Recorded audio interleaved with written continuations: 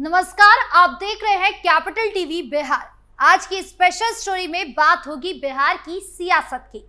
चुनाव का बिगुल बजते ही विपक्ष अपना दांव चल रहा है। ऐसा दांव चला है जिसमें वो खुद ही फंसता नजर आ रहा है, यानी कि वोट चोरी का खेल। राहुल तेजस्वी पकड़ पकड़ कर ऐसी बटालियन ला रहे हैं जो उन्हें ही बुरा फंसा रही है। तो क्या कुछ चल रहा है बिहार की सियासत में, जानेंगे विस्तार से।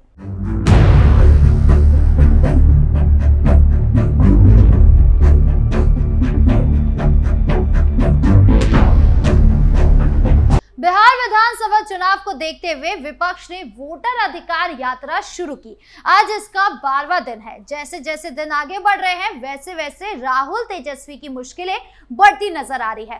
पहले तो दोनों नेता बड़े बड़े बयानों से अपनी मुश्किलें खुद बढ़ा रहे थे, लेकिन अब अपने साथ प्रियंका गांधी, स्टालिन जैसे दिग्गजों को ले आए हैं जिनकी छवि पहले से ही खराब है। ये वो लोग हैं जिन्होंने बिहार की मिट्टी का सैकड़ों बार अपमान किया है। स्टालिन का एक वीडियो सोशल मीडिया पर वायरल हो रहा है जिसमें उन्होंने बिहारियों को गालियां दी थी, और अब वही स्टालिन बिहारियों को साधने के लिए बिहार पहुंच गए हैं। विपक्ष को क्या लगता है कि उनका ये दोहरा चेहरा बिहार की जनता को लुभा पाएगा? आप बेरोजगारी की बात नहीं करते, आप पलायन की बात नहीं करते, जो बिहार के असल मुद्दे हैं, इनसे मुंह मोड़कर आप वोट चोरी का राग अलाप रहे हैं। कितना कॉन्फिडेंस है आपको कि लोग बुनियादी मुद्दों को छोड़कर आपके इस मुद्दे पर वोट देंगे? और सबसे बड़ी बात, आप भी तो उसी चुनावी प्रक्रिया से जीतेंगे जिस पर आप लांछन लगा रहे हैं। तब क्या वोट चोरी नहीं होगी?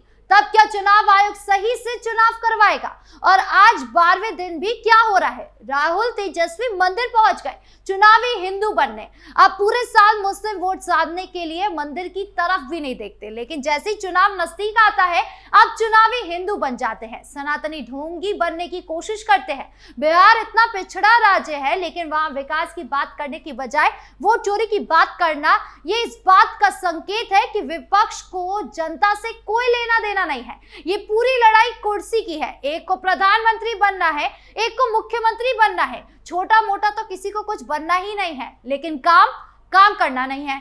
बिहार से नफरत करने वालों को बिहार में वोट मांगने के लिए उठाकर लाना है। सुनिए अब आज क्या बोले राहुल गांधी। बीजेपी के लोग जो ज्यादा चिल्ला रहे हैं ना, आप अच्छी तरह सुन लो। हमने अभी सिर्फ कर्नाटक का सबूत दिया है। हम आने वाले समय में लोकसभा का सबूत देंगे, हरियाणा का सबूत देंगे, बाकी प्रदेशों का सबूत देंगे, और ये साबित कर देंगे कि बीजेपी आरएसएस वोट चोरी कर कर चुनाव जीतती है। गुजरात मॉडल आर्थिक मॉडल नहीं है। गुजरात मॉडल वोट चोरी करने का मॉडल है, और इस मॉडल को ये 2014 में नेशनल लेवल पे लाए। आप देखिए, मध्य प्रदेश का चुनाव चोरी किया, हरियाणा का किया, महाराष्ट्र का किया। हम कुछ बोलते नहीं थे क्योंकि सबूत नहीं था, मगर महाराष्ट्र में सबूत मिल गया। इन्होंने कुछ ज्यादा कर दिया। राहुल गांधी की बातों में कहीं भी आपको जनता के मुद्दे नजर आए? उनकी हर बातों में सियासत टपक रही है जिसका बिहार के विकास से कोई लेना देना नहीं है। और यही नहीं, राहुल गांधी ने पीएम मोदी को भी नहीं बख्शा। उन्होंने पीएम को गंदी गंदी गालियां दी। ऑपरेशन सिंदूर की बात करते हुए उन्होंने बड़ी नफरती लहजे में पीएम मोदी को गाली दी। सुनिए क्या बोले नेता। देखिए, प्रधानमंत्री कहते हैं 56 इंच की छाती है। सुना आपने सुना डोनाल्ड ट्रंप क्या कह रहा है? डोनाल्ड ट्रंप ने कहा ऑपरेशन सिंदूर चल रहा था, है हमारी सेना पाकिस्तान की सेना से लड़ रही थी। डोनाल्ड ट्रंप कहता है मैंने फोन उठाया और मैंने नरेंद्र मोदी को फोन किया और मैंने उसे कहा कि 24 घंटे में युद्ध को बंद करो। और फिर कहता है मैंने सोचा 24 घंटे में करेगा, उसने 5 घंटों में बंद कर दिया। मतलब डरपोक है। मैंने नरेंद्र मोदी को लोकसभा में बोला अगर दम है तो बोलो कि डोनाल्ड ट्रंप झूठ बोल रहा है। राहुल गांधी को ट्रंप पर भरोसा है, लेकिन ना अपनी सरकार पर ना अपने सैनिकों पर है। जो सेना गर्व से चिल्लाकर बता रही थी कि हमने पाकिस्तान की कमर तोड़ दी है, वो राहुल गांधी को सुनाई नहीं दिया। लेकिन जब पाकिस्तान ने कहा कि हमने भी डैमेज किया है, तो उसमें राहुल कुछ नहीं बोले। ये दोहरा रवैया ही तो है, ये देश के प्रति नफरत ही तो है। बिहार की सियासत में ये नया नहीं है।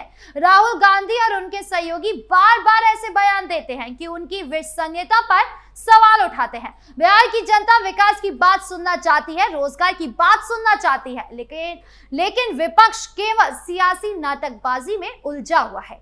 बिहार विधानसभा चुनाव जैसे जैसे नजदीक आ रहे हैं, विपक्ष की रणनीति और कमजोर पड़ती दिख रही है। वोटर अधिकार यात्रा जिसे राहुल तेजस्वी ने बड़े जोर शोर से शुरू किया था, अब उनके लिए मुसीबत बन गया है। इस यात्रा का मकसद था मतदाता सूची में गड़बड़ी और वोट चोरी जैसे मुद्दे को उछालना, लेकिन ये मुद्दा जनता के बीच कोई खास असर नहीं छोड़ पा रहा है।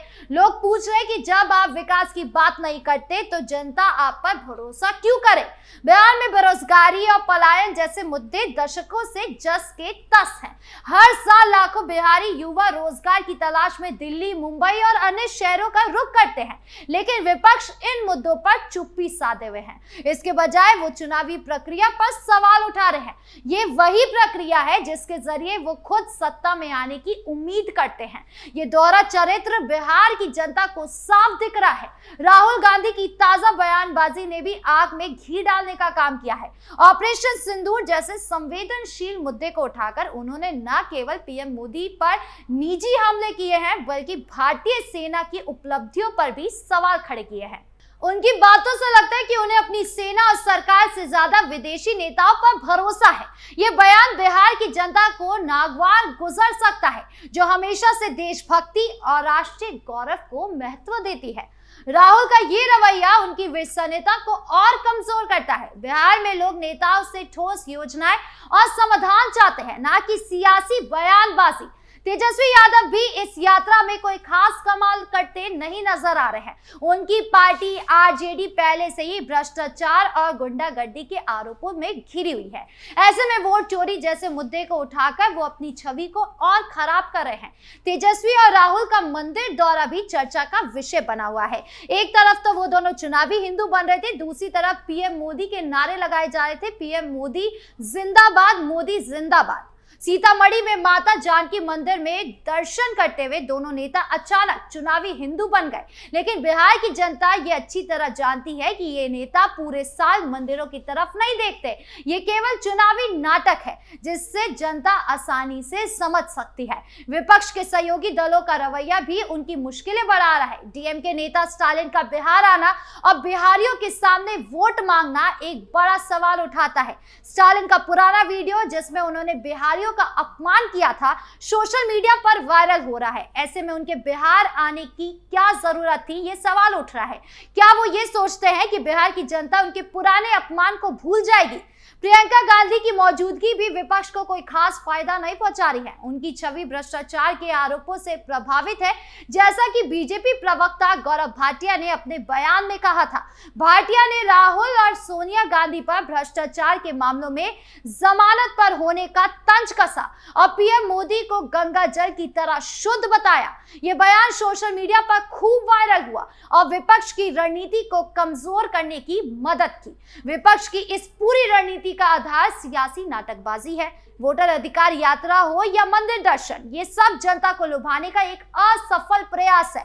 बिहार की जनता विकास चाहती है, रोजगार चाहती है, बेहतर शिक्षा चाहती है, स्वास्थ्य सेवाएं चाहती है, लेकिन विपक्ष इन मुद्दे से मुंह मोड़ रहा है। उनकी पूरी लड़ाई कुर्सी की है। राहुल गांधी को प्रधानमंत्री बनना है, तेजस्वी को मुख्यमंत्री बनना है, लेकिन बिहार की जनता के लिए उनके पास कोई ठोस योजना नहीं है।